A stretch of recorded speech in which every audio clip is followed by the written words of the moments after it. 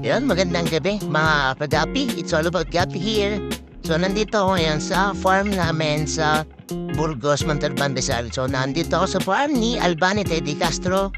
And chinek up ko lang and water change yung kanyang mga isda dahil wala siya ngayon dito sa bahay. Almost 2 weeks na dahil kailangan niyang gawin yung kanyang work. And then ito yung mga feeder niya. Yung Bluegrass niya, BKBM niya, AFR, Endlers, HBB, MBL, tsaka Peter Toy. Pati yung kanya mga nakapulo, angelfish, so binisita ko lang. And mga anak, nag-anak ng 30, 40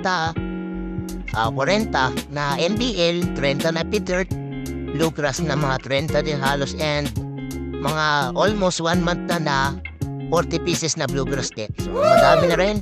Pati doon sa likod meron siya.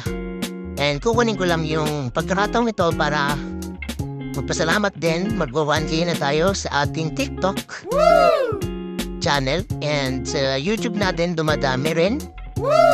Lalo din sa ating Facebook page. So thank you sa lahat na sumusuporta and naniniwala at nanonood ng aking mga videos. It's all about Gapi, TikTok, YouTube, and Facebook. So yun lang guys. Maraming salamat. Thank you sa suporta. Bye!